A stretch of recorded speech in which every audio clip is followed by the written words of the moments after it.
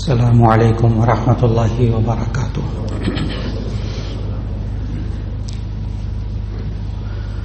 نحمده ونصلي على رسوله الكريم، اما بعد فاعوذ باللہ من الشیطان الرجیم، بسم اللہ الرحمن الرحیم۔ قل اعوذ برب الفلق من شر ما خلق ومن شر غاسق اذا وقب ومن شر النفاثات في العقد ومن شر حاسد اذا حسد، صدق اللہ العظیم۔ اللہ رب العزت نے ہم سب کے اندر احساسات بھی رکھے ہیں، جذبات بھی رکھے ہیں، خواہشات بھی رکھی ہیں۔ یہ سب چیزیں اللہ ہی نے انسان کے مزاج میں رکھی، لیکن یہی انسان ان خواہشات کو، ان آرزوؤں کو اللہ اور اس کے رسول صلی اللہ علیہ وسلم کے حکم کے مطابق رکھے تو یہی نیکی بن جاتے ہیں، یہی سکون کا ذریعہ بن جاتے ہیں۔ اور اگر انہی جذبات کو انسان اپنی مرضی سے اللہ اور اس کے رسول صلی اللہ علیہ وسلم کے حکم کے خلاف انہی جذبات کو استعمال کرے، وہی جذبات انسان کے لیے بے سکونی کا باعث بن جاتے ہیں۔ ان میں سے ایک اہم ترین ہمارے معاشرے میں، خاص طور پر اپنے نوجوان بچے اور بچیوں میں، جب حسد آ جاتا ہے اور ہم لوگ معاشرے میں رہتے ہوئے اپنے دفتروں میں، اپنے کاروبار میں، اپنی زندگی میں جب حسد میں مبتلا ہوتے ہیں، ایک دوسرے سے جیلس ہوتے ہیں، ایک دوسرے کے پاس نعمتیں دیکھتے ہیں، ایک دوسرے کے حالات کو دیکھتے ہیں، ایک دوسرے کے کاروبار کو اچھا ہوتا دیکھتے ہیں، فطری طور پر جذبات اور احساسات میں فرق آتا ہے۔ اس کا کاروبار اچھا جا رہا ہے، اس کے پاس پیسہ زیادہ آ رہا ہے، اس کے پاس نعمتیں زیادہ ہیں، اس کے بچوں کی شادیاں ہو گئی ہیں، میرے بچوں کی ابھی تک نہیں ہوئی، فلاں کے بچے اتنے قابل ہیں، میرے بچے اتنے قابل نہیں ہیں۔ اور خود بچوں کے اندر بس اوقات ماں باپ یہ کیفیات پیدا کرتے ہیں، خود ماں باپ یہ کیفیات پیدا کرتے ہیں حسد کی، اپنے بچوں کو جیلسی میں، حسد میں خود مبتلا کرتے ہیں، ایک دو دفعہ نہیں، بار بار۔ دیکھو تم کتنے نالائق ہو، تمہارا کزن، ماموں کا بیٹا، چچا کا بیٹا، دیکھو وہ کتنا قابل ہے، وہ دیکھو کتنی محنت کرتا ہے، وہ دیکھو اس کے کتنے زیادہ نمبر آ گئے۔ آج یہ نمبروں کی جو گیم ہے، میٹرک کے اندر، ایف ایس سی کے اندر، او لیول کے اندر، یہ ایک جنون کی کیفیت میں ہے اس وقت۔ اور عجیب بات یہ ہے کہ ہم خود ماں باپ، شوق دلانا اور چیز ہے، شوق دلانا اور چیز ہے، ایک اس جنون میں مبتلا کرتے ہیں کہ وہ بچہ کھانے پینے سے بھی گیا، معاشرتی زندگی سے بھی گیا، رشتہ داروں سے ملنے سے بھی گیا، تقریبات میں جانے سے بھی گیا، کھیلنے سے بھی گیا، اور وہ اسی جنون میں آ کر ہمارے نوجوان بچے اور بچیاں میڈیکل کی لائن میں، انجینئرنگ کی لائن میں اور دوسری لائنوں میں، کمپیوٹر کی لائنوں میں جب جاتے ہیں تو بس اوقات 8-8 10-10 گھنٹے بند کمروں کے اندر، 12-12 گھنٹے مائیں محبت میں آ کے کھانا بھی وہیں کمرے میں پہنچا رہے ہیں، ہلنا جلنا بھی بند ہو گیا۔ نتیجہ یہ ہوتا ہے کہ وہ جسمانی اور ذہنی صحت کے ساتھ ساتھ اپنی اخلاقی صحت، معاشرتی صحت، پھر جب وہ ڈگریاں لے لیتے ہیں، پڑھ جاتے ہیں، اتنے بڑے ڈاکٹر بن جاتے ہیں، اتنے قابل انسان بن جاتے ہیں، عجیب بات یہ ہے کہ ان کا بیہیویئر عام انسانوں سے درست نہیں ہوتا۔ رشتہ داروں کے ساتھ اٹھنا بیٹھنا ان کا درست نہیں ہوتا، بہت کمی آ جاتی ہے. اور یہ سارا بسا اوقات ماں باپ خود حسد میں مبتلا کرتے ہیں، ان کو ایک معاشرتی انسان نہیں رہنے دیتے. اٹھنے بیٹھنے والا، کھانے پینے والا، ہنسنے بولنے والا، 3 سال 4 سال کم از کم 3 سال 4 سال. یہ تعلیم صرف اسی لیے تو نہیں تھی، تو اس کو صرف کمانے والا انسان تو نہیں بنانا تھا، اس کو تو ایک معاشرتی انسان بنانا تھا. اور پھر اس کے بعد ہم لوگ جب خود بھی بحیثیت ماں باپ کے جب اس حسد میں مبتلا ہوتے ہیں تو ساری زندگی جلنا کڑنا، ساری زندگی دوسروں کے پاس نعمتیں دیکھ کر اسی کوشش میں، کوشش بری چیز نہیں ہے، بچوں کو قابل بنانا بری چیز نہیں ہے، پیسہ کمانا زیادہ سے زیادہ بری چیز نہیں ہے، اپنی آرزوؤں کو، اپنی خواہشات کو پورا کرنا بری چیز نہیں ہے، زیادہ سے زیادہ نعمتوں کو اکٹھا کرنا بری چیز نہیں ہے، لیکن اس میں انسان حلال کو حلال سمجھے، حرام کو حرام سمجھے، دوسرے انسانوں کے حق کو سمجھے. ایک معاشرے میں گھر میں رہنے والا انسان بنائیے اپنے بچوں کو، خاص طور پر نوجوان بچے اور بچیوں کو. الحمدللہ بے شمار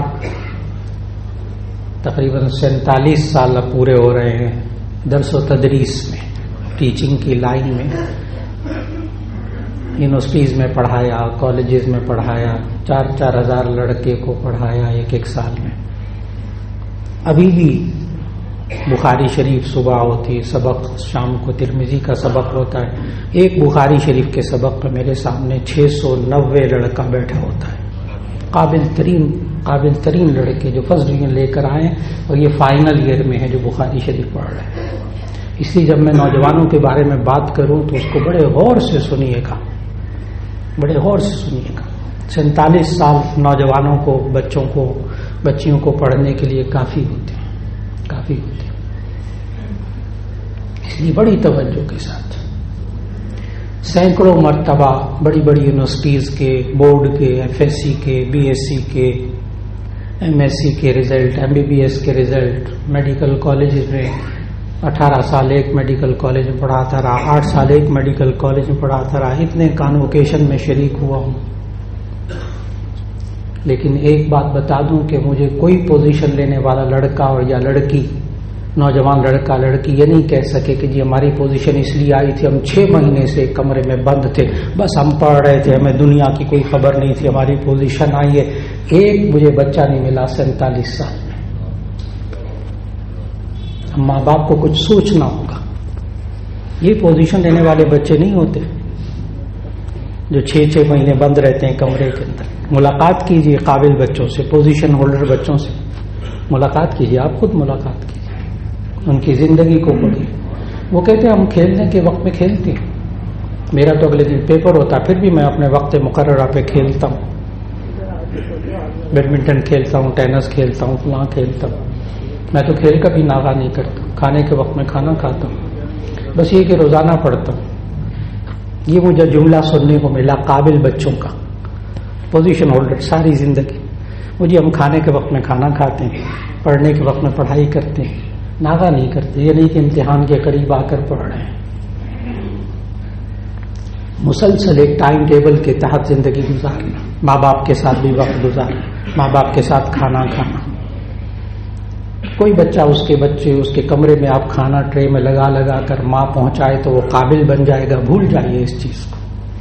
وہ قابل بنے گا جب آپ کے ساتھ بیٹھ کر دسترخوان پر کھانا کھائے گا. 3 وقت ناشتہ آپ کے ساتھ کرے گا، دوپہر کا کھانا آپ کے ساتھ کھائے گا.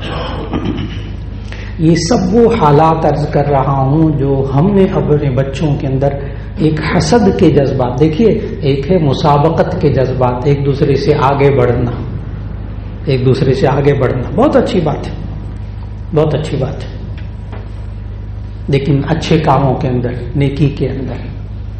اسی لیے نبی صلی اللہ علیہ وسلم نے ان کیفیات سے بچانے کے لیے پتہ کیا کہا؟ ایک اصول بتایا نبی صلی اللہ علیہ وسلم نے. دیکھیے نبی صلی اللہ علیہ وسلم جو باتیں فرماتے تھے نا، وہ کوئی اپنا ذاتی تجربہ مشاہدہ، کوئی سائنسی باتیں نہیں ہوتی تھی، وہ تو خالق کی طرف سے ہدایات ہوتی تھی۔ نبی صلی اللہ علیہ وسلم نے اپنے نوجوان بچے اور بچیوں کو، اور ہمیں خود بھی اگر اس کیفیت سے نکلنا ہے نا، تو پھر نبی صلی اللہ علیہ وسلم کے خوبصورت جملہ ذہن میں رکھ لیجئے گا، فرمایا دین کے معاملے میں اپنے سے اوپر والے کو دیکھو، دنیا کے معاملے میں اپنے سے نیچے والے کو دیکھو۔ اس کیفیت سے اگر کوئی انسان نکلنا چاہتا ہے تو اس ارشاد نبوی پر عمل کرنا ہوگا۔ دین کے معاملے میں اپنے سے اوپر والے کو دیکھو، اس سے غرور اور تکبر نہیں آئے گا، میں اتنی نمازیں پڑھتا ہوں، میں اتنے عمرے کرتا ہوں، میں اتنی حج اتنے زکوٰۃ دیتا ہوں، اتنے صدقے دیتا ہوں، آپ سے زیادہ بھی ایک دیتا ہے۔ دین کے معاملے میں اپنے سے اوپر والے کو دیکھیے تو دل میں تکبر پیدا نہیں ہوگا، اور دنیا کے معاملے میں اپنے سے نیچے والے کو دیکھیے۔ اور معاشرے میں المیہ کیا ہے؟ معاشرے میں المیہ یہ ہے کہ یہ انسان دنیا کے معاملے میں اپنے سے اوپر والے کو دیکھتا ہے۔ اپنے شادی بیاہ میں، اپنے ولیموں میں بلاتے ہیں، غریبوں کو نہیں بلاتے، غریب رشتہ داروں کو نہیں۔ وہ آئیں گے تو ہماری انسلٹ ہو جائے گی، ان کے پاس پہننے کے لیے کپڑے نہیں ہیں، کیسے آئیں گے وہ ہمارے ولیمے کے اندر، شادی کے اندر؟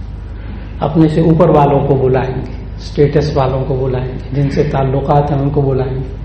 اور نبی صلی اللہ علیہ وسلم نے اس دعوت ولیمہ کو، حدیث صحیح ستہ کی حدیث، اس دعوت ولیمہ کو بدترین دعوت کہا جس کے اندر امیروں کو بلایا جائے، غریبوں کو نہ بلایا جائے، بدترین کہا ہے وہ اس ولیمے کو۔ تو جس ولیمے کو نبی صلی اللہ علیہ وسلم بدترین کہتے ہیں، اس میں خیر کہاں سے ہو سکتی ہے؟ اس میں خیر کہاں سے ہو سکتی ہے؟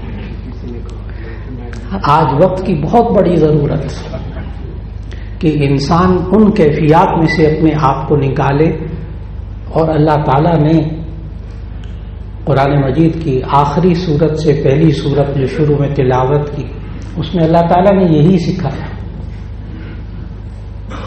قل اعوذ برب الفلق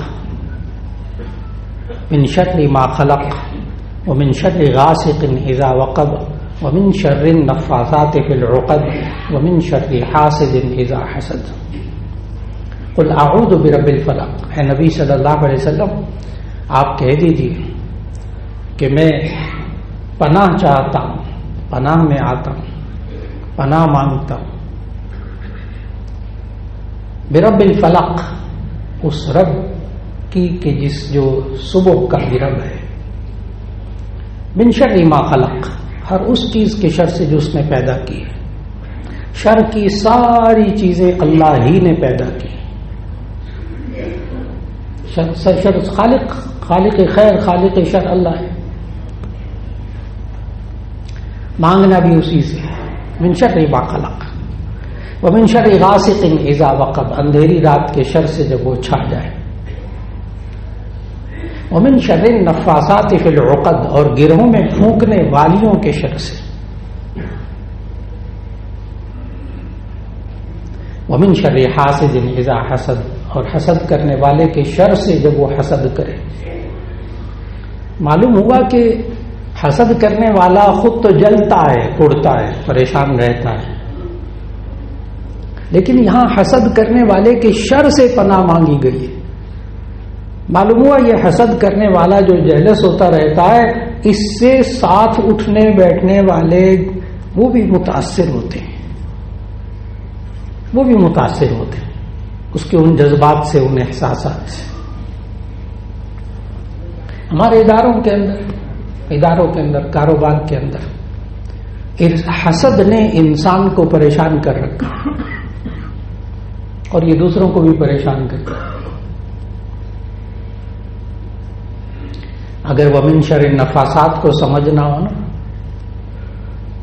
تو ان لوگوں سے پوچھیے گا کہ جن کے کاروبار اچھے ہو جاتے ہیں، حالات اچھے ہو جاتے ہیں، بچے جوان ہو جاتے ہیں، بچیاں جوان ہو جاتے ہیں، کبھی جناب بچوں کے کپڑے کٹے ہوئے ملتے ہیں، کبھی گھر والوں کے کپڑے کٹے ہوئے ملتے ہیں، کبھی خون کے چھینٹے ملتے ہیں، کبھی گھر کی چار دیواری کے اندر وہ کالی ہانڈی ملتی ہے، کبھی بکرے کی سری ملتی ہے. مصیبت ہے ہمارے معاشرے کی. صبح دکان پہ جاتے ہیں، باہر ماش کی دال پڑی ہوتی ہے. یہ ہمارے معاشرے کی مصیبت ہے. اور یہ دور ہے، اس دور کی نہیں، نبی صلی اللہ علیہ وسلم کے دور میں بھی. پتہ ہے بندہ کس حد تک جاتا ہے اس کیفیت میں آ کے، کس حد تک جاتا ہے، پھر سمجھ میں آئے گا. خیبر کے موقع پہ ایک زینب نامی یہودی عورت نے نبی صلی اللہ علیہ وسلم، اس کو پتہ لگ گیا کہ نبی صلی اللہ علیہ وسلم کبھی کبھی گوشت کھاتے تھے، کبھی کبھی گوشت ملتا تھا، اور بھنا ہوا گوشت نبی صلی اللہ علیہ وسلم کو روسٹ بہت اچھا لگتا تھا، دستی کا تو وہ نرم ہوتا ہے. حدیث میں یہ بھی آتا ہے لأنه أعجلها نضجا، اس لیے کہ وہ جلدی گل جاتا ہے، پک جاتا ہے، ہضم جلدی ہو جاتا ہے. تو جب اس کو پتا چلا نبی صلی اللہ علیہ وسلم کو دستی کا گوشت بہت اچھا لگتا تھا، تو اس نے دستی کا گوشت بھونا اور بھون کر اس میں زہر ملا کر نبی صلی اللہ علیہ وسلم کو دیا. لوگ نہیں چھوڑتے، زہر ملا کر دیا. جب وہ نبی صلی اللہ علیہ وسلم کے سامنے پیش کیا گیا تو اللہ تعالیٰ نے بذریعہ وحی بتایا کہ اس میں زہر ہے، آپ نہ کھائیے. اللہ نے بچا لیا. اس خاتون کو بلوایا گیا. اب حدیث، اس خاتون کو بلوایا گیا. کیا مصیبت ہے، تمہیں نبی صلی اللہ علیہ وسلم نے کیا تکلیف پہنچائی تھی، تو کبھی کسی کو دکھ نہیں دیتے، کیوں زہر ملا کر گوشت میں کھلانے کی کوشش کی. اس عورت کا جواب سننے والا ہے، کہنے کہ مجھے حسد تھا اس بات کا کہ ان کے فالوور اتنے، ماننے والے اتنے کیوں ہیں، کیوں لوگ ان پر ایمان لاتے ہیں، کیوں ان کے پیچھے اتنے سارے لوگ لگے، ختم کرو ان کو. آپ نے غور فرمایا، وہی احساسات، وہی جذبات ختم کرو. یعنی نبی صلی اللہ علیہ وسلم کے بھی لوگ ساتھ یہی سلوک کرتے تھے اس دور کے یہودی، صرف اس حسد کے جذبات میں آ کر. اور جن کیفیات میں یہ دو صورتیں اتری ہیں نا، حضرت عبداللہ بن عباس رضی اللہ تعالیٰ عنہ والی حدیث، تفسیر اٹھا کر دیکھیے. یہ جو سورۃ الفلق اور سورۃ الناس ہے، سورۃ الفلق اور سورۃ الناس، یہ دونوں صورتوں کا شان نزول جو مفسرین نے لکھا، ابھی جو شروع میں سورۃ الفلق پڑھی، اس کے بعد سورۃ الناس، اس کی شان نزول کو غور سے پڑھیے گا کہ حضرت عبداللہ بن عباس رضی اللہ تعالیٰ عنہ سے روایت. اور یہ بخاری شریف کی حدیث کا ترجمہ سنانے لگا کہ نبی صلی اللہ علیہ وسلم ایک دن آرام فرما رہے تھے، طبیعت ناساز تھی بہت زیادہ، تو ایک فرشتہ پاؤں کی طرف آ کر کھڑا ہو گیا، ایک فرشتہ سرہانے کھڑا ہو گیا انسانی صورت میں، اور وہ آ کر باتیں کرنے لگے،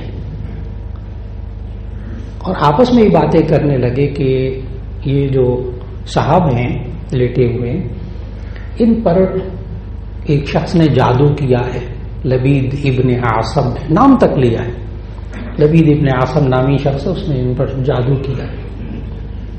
اور جادو اس طرح کیا ہے کہ ان کے سر کے بال لیے، لمبے بال ہوتے تھے نبی صلی اللہ علیہ وسلم کے، سر کے بال لیے، اس میں دھاگا لپیٹ کر، اس میں گرہ لگا کر، 11 گرہیں لگا کر، کنگھی کے اوپر لپیٹ کر فلاں کنویں کی منڈیر کے نیچے رکھا ہوا ہے، جہاں پانی کی تہ ہوتی ہے وہاں نیچے پتھر کے نیچے دبایا ہوا ہے.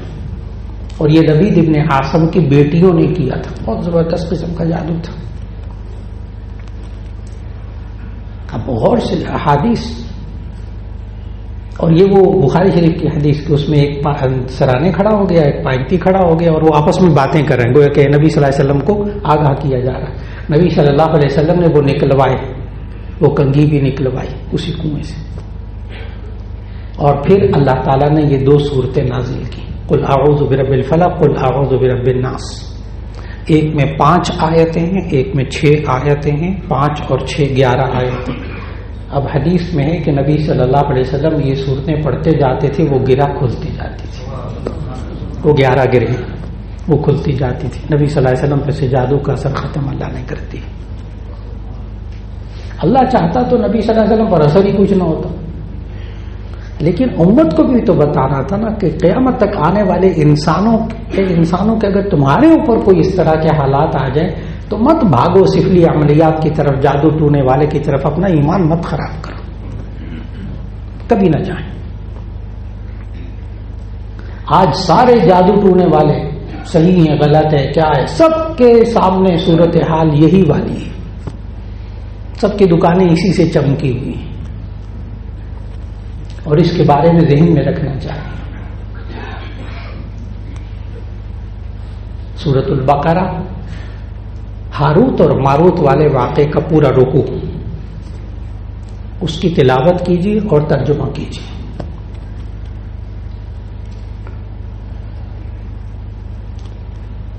آپ کو معلوم ہوگا کہ ہاروت اور ماروت دو فرشتے تھے، یعنی جن میں کوئی اختلاف نہیں ہے نا، قرآن مجید کی آیات ہے. ہاروت اور ماروت دو فرشتے تھے. ان کو اللہ نے سلیمان علیہ السلام کے زمانے میں جہاں لوگ جادو میں مبتلا رہتے تھے، ان کا کام یہی ہوتا تھا جادو ٹونا، تو اللہ نے ان دونوں کو جادو سکھا کر زمین پر اتارا آزمائش کے لیے. اور وہ کہتے تھے، اب آیت، وہ کہتے تھے انما نحن فتنة فلا تکفر، ہم آزمائش ہیں، تم کفر مت اختیار کرو. یہ کہتے بھی تھے، بتاتے بھی تھے. یہ فلا تکفر کے تحت مفسرین نے لکھا ہے انما نحن فتنة فلا تکفر، اس آیت کے تحت مفسرین نے لکھا ہے کہ جادو کرنے والا بھی کافر ہوتا ہے، کروانے والا بھی کافر ہوتا ہے. غیر اختلافی مسئلہ، اس لیے بالکل نہیں جانا چاہیے. کچھ حالات ہو جائے، سفلی عملیات والوں کے پاس کبھی نہیں جانا چاہیے. اس لیے کہ بیمار ہو گیا نا، کوئی بہت بیمار ہو گیا، فلاں ہو گیا، کاروبار کا نقصان ہو گیا، جانی نقصان ہو گیا، مالی نقصان ہو گیا. ابھی جانی مالی نقصان ہوا ہے نا، ابھی آپ کے پاس ایک قوت، ایک طاقت، ایک نعمت ابھی ایمان کی موجود ہے. ابھی ایمان موجود ہے. یہ جادو سفلی عملی ٹونے والوں کے پاس جانے سے وہ بھی ختم ہو جاتا ہے. اس لیے زندگی میں جب کبھی ضرورت پیش آئے، جو نبی صلی اللہ علیہ وسلم کو علاج بتایا گیا، سورۃ الفلق، سورۃ الناس. غور کیجیے گا کہ نبی صلی اللہ علیہ وسلم صاحب قرآن ہر رات کو سوتے ہوئے 3 بار قل هو اللہ، 3 بار قل اعوذ برب الفلق، 3 بار قل اعوذ برب الناس اپنے اوپر پڑھ کر دم کر کے ہر رات کو سوتے تھے. یہ بھی بخاری شریف کی حدیث. ہر روز 3 دفعہ قل هو اللہ. ہم کیا کریں حالات میں، کیا کریں جب حسد کے حالات ہوں، یہ سارے حالات ہوں، ہمیں کیا کرنا چاہیے؟ جی 3 دفعہ قل هو اللہ پڑھتے تھے، 3 دفعہ قل اعوذ برب الفلق پڑھتے تھے، 3 مرتبہ قل اعوذ برب الناس پڑھتے تھے. اپنے ہاتھوں پر دم کر کے سارے بدن پر پھیر لیتے تھے. اللہ نے زندگی کے آخری لمحات تک حفاظت کی، ہمیں طریقہ بتایا. اب آپ سے ایک سوال ذہن میں سوچئے گا بیٹھ کر، جو جملہ عرض کرنے لگا. صاحب قرآن کو ضرورت تھی، ہمیں ضرورت نہیں. صاحب قرآن کو ضرورت تھی، ہمیں ضرورت نہیں. کیوں بے نیاز ہو گئے اس عمل سے؟ کیوں نہیں ہم اپنی حفاظت، اپنے بچوں کی حفاظت، اپنے نوجوان بچے اور بچوں کی حفاظت، گھر کی حفاظت، ہمیں اللہ نے خود طریقہ بتایا. لیکن یہ انسان کے اندر جو جیلسی کے اور حسد کے جذبات آ جاتے ہیں، اس میں ایک سٹیج، اب یہ میں پریشانی ہے لوگوں کی بھی، اب ہم لوگوں کے بچے دیکھ کر، لوگوں کے قابل بچے دیکھ کر، لوگوں کے بچوں کی شادیاں ہوتا دیکھ کر، لوگوں کے کاروبار ہوتا دیکھ کر ذہن میں خیالات آتے ہیں تو کیا ہم گناہ گار ہوتے ہیں؟ برائی تو میں نے بہت بتا دی، کیا ہم گناہ گار ہوتے ہیں؟ اب اس مسئلے کو بھی حل کرنا بہت ضروری ہے. اس لیے کہ ہمارے نوجوان بچے اور بچیوں کے اندر بھی یہ چیز بہت آ گئی، جیلسی، حسد، ایک دوسرے کو دیکھ کر جلنا، کڑنا، اس کی قابلیت پر، اس کے اچھے نمبر آنے پر، اس کے پاس ہونے پر، اس کو اچھا عہدہ ملنے پر، اس کو اچھی جاب ملنے پر، اس کا رشتہ ہونے پر، بچے ہونے پر. کوئی ایک مسئلہ ہے. ہر خیر کی بات کے اوپر ہمارے نوجوان بچے اور بچے، گھروں کے اندر حسد، گھروں کے اندر، جس نے گھروں کے ماحول کو تباہ کر کے رکھا ہوا ہے، سوچوں کو تباہ کر کے رکھا ہوا ہے. اس سے بچنے کا طریقہ، پہلا مرحلہ، حسد کے 3 مرحلے ہیں، 3 سٹیپ ہیں. ایک سٹیپ ایسا ہے جس میں گناہ نہیں ہوتا. حسد کا ایک سٹیپ، ایک درجہ ایسا ہے جس میں گناہ نہیں ہوتا. اور دوسرا درجہ حسد کا وہ ہے جس میں گناہ ہوتا ہے. تیسرا درجہ ایسا ہے جس میں انسان اپنے حسد کا علاج کرے تو اسے ثواب ملتا ہے. یہ اب ہمیں نوجوان بچے اور بچیوں کو اور ہمیں اپنے آپ کو سنبھالنے کے لیے کیا کرنا چاہیے؟ نمبر 1، اگر دوسرے کے پاس، جتنی میں نے باتیں شروع میں بہت ساری ذکر کی، بچوں کا پاس ہونا، بچوں کی شادیاں ہو جانا، بچے ہو جانا، اس کے یہاں 10 سال ہو گئے بچہ نہیں ہوا، اس کے یہاں دیکھو 5 4 بچے، اس کا بچہ شادی شدہ بھی ہو گیا، اس کا فلاں بھی ہو گیا، ان کے گھر میں اتنی نعمتیں آتی ہیں، ہمارے گھر میں نہیں آتی، اس کا کاروبار چل رہا ہے، میرا کاروبار نہیں چل رہا ہے۔ اگر یہ خیالات آ جائیں، صرف حسد کے خیالات آ جائیں تو اس پر کوئی پکڑ نہیں،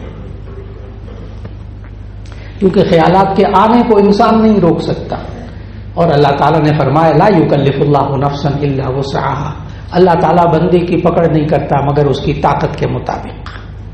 جہاں انسان بے بس ہو جاتا ہے وہاں اللہ پکڑ بھی نہیں کرتا۔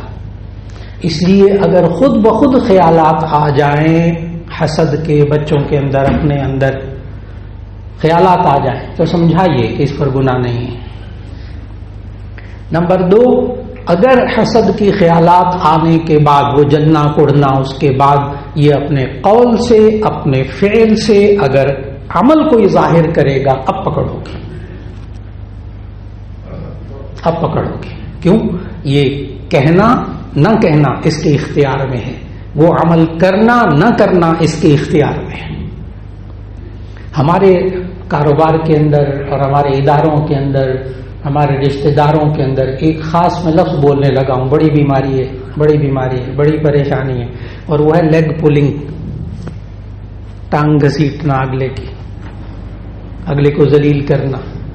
آج کل اس کی بڑی ویلیو ہو رہی، خاندان کے اندر، کاروبار کے اندر، لوگوں کے اندر بڑی عزت اس کو مل رہی ہے۔ ذرا ڈاؤن کرو اس کو، تھوڑا سا اس کی ٹانگ کھینچو، ذرا اس کو ذلیل کرو، اس کو نقصان پہنچاؤ۔ یہ لیگ پولنگ پیچھے حسد ہے، یہ ٹانگ کھینچنے کے پیچھے حسد ہے۔ اس حسد سے بچنے کے لیے یہ کیفیت، زبان سے کچھ کہنا، زبان سے کچھ کہنا۔ کسی نے گاڑی نہیں لے لی، اب حسد کے جذبات آ گئے، اب زبان سے کیا نکلتا ہے؟ کسی نے کہا اس نے نئی گاڑی لے لی ہے، کسی نے کہا اس نے نیا گھر بنا لیا ہے، یہ زبان سے کیا نکالتا؟ ہاں کوئی لمبا ہاتھ مارا ہوگا، ایسی کام کا، یہ بول کر گناہ پال لیا، یہ بول کر گناہ پال لیا۔ زبان سے بولا نا، حسد دھواں نکلا، وہ دل کی جلن کوڑن کا دھواں زبان سے نکلا، اب گناہ ہوگا؟ نہیں، زبان نہیں چلانی، خلاف اس کے حاسدانہ جذبات پر زبان نہیں نکالنی، زبان سے ایسے جملے نہیں بولنے جس سے اگلا ذلیل ہو جائے، جو اس کی عزت بنی ہوئی ہے، جو اس کا وقار بنا ہوا ہے۔ آج ہمارا معاشرہ پورا کا پورا اوپر سے لے کے نیچے تک، کہ کسی کو دیکھنے کو اچھا کام کر لیا، ہو آپ کو کیا پتا، میں جانتا ہوں اس کو، وہ کیا ہے کیا نہیں، وہ شروع ہو جاتے ہیں۔ اگلے کو جب تک اس معاشرے میں یا اس ماحول میں، اس محفل میں جب تک اس کو ذلیل نہیں کر دیتے نا، اس وقت تک چپ ہی نہیں ہوتے، اور پیچھے حسد ہوتا ہے، یہ گناہ گار ہوگا۔ یا اپنے عمل سے ایسا کرنا جس سے اس کو تکلیف پہنچے، غم پہنچے، دکھ پہنچے۔ پہلی اسٹیج حسد کی کہ جس میں صرف خیالات آئیں، اس پر تو پکڑ نہیں ہے اللہ کی طرف سے، بالکل گناہ بھی نہیں ہوتا، جتنے مرضی آتے رہے۔ لیکن اگر اپنی زبان سے اور اپنے عمل سے اس پر ایکشن ظاہر کیا، تو ایسی نقصان پہنچانے کے لیے منفی رد عمل دیا، تو اب گناہ ہوگا، کیونکہ یہ اس کے اختیار میں تھا کہ یہ کرتا یا نہ کرتا۔ اب اگلا عمل جو اس کا علاج بھی ہے کہ اگر کسی کے پاس نعمت دیکھ کر جلن کوڑن پیدا ہو تو یہ انسان اس کو مبارکباد دے، اس کو جا کر مبارکباد دے۔ دل میں جلن کوڑن ہے، کیوں اس کا بچہ پاس ہوا، کیوں اس کے اچھے نمبر آئے، کیوں اس کے ہاں اولاد ہو گئے، کیوں اس کے بچوں کی شادیاں ہو گئی، نہیں، مبارکباد دیجیے جا کر، اس سے فرق پڑے گا۔ نمبر 2، اسی کو مبارکباد دینے کے ساتھ ساتھ اس کے لیے دعا بھی کیجیے کہ اللہ تعالیٰ اس کو مبارک فرمائے۔ اور اگلا مرحلہ آخر میں عرض کرنے لگا ہوں، دیکھیے انسان ہے نا، کسی کے پاس اچھی نعمتیں دیکھ کر، حالات اچھے دیکھ کر، پیسہ دیکھ کر، چیزیں دیکھ کر، گاڑیاں دیکھ کر، گھر دیکھ کر آتے ہیں دل میں جذبات، لیکن آپ کے اختیار میں ہے کہ آپ اس کو 100% اپنے لیے نیکی بنا لیں۔ ہر خیال کو، ہر حاسدانہ خیال کو نیکی بنا سکتے ہیں۔ ہمیں اپنے نوجوان بچے اور بچیوں کو سکھانا ہوگا جن کا برا حال ہو چکا ہے اس میں. اور وہ طریقہ کیا ہے؟ اسے عربی میں کہتے ہیں غبطہ، غین با طاء غبطہ، یہ حدیث میں آیا. اور اس کو ہم اردو میں کہتے ہیں رشک. رشک کسی کی نعمت دیکھ کر یہ چاہنا، حسد اس کو کہتے ہیں، نعمت دیکھ کر جلنا کوڑنا اور یہ چاہنا کہ اس سے نعمت چھن جائے، اس کو حسد کہتے ہیں. اور غبطہ رشک کس کو کہتے ہیں؟ نعمت دیکھ کر دل میں یہ چاہنا اے اللہ مجھے بھی دے دے، اے اللہ مجھے بھی دے دے. کیا حرج ہے اس میں؟ اے اللہ یہ نعمت مجھے بھی دے دے. اب وہ نعمت مل گئی تو بھی ٹھیک، نہ ملی تو یہ دعا نیکی شمار ہو جائے گی اور وہ حسد کے برے جذبات سے اللہ بچا لے گا. اس لیے دیکھ کر مانگی اللہ سے مانگی، نہیں بھی ملنی تو بھی مانگی، وہ نیکی تو بن جائے گی نا. تو حاسدانہ خیالات جب بھی آئے انسان مانگے اے اللہ مجھے بھی یہ نعمت دے دے. اللہ رب العزت آج جو اس نشست میں جو حسد کی بہت ساری تکلیف دہ صورتحال بتائی ہے نا آج معاشرے میں، اللہ رب العزت ہر ایک سے اس کی حفاظت فرمائے. وآخر دعوانا ان الحمد للہ رب العالمین.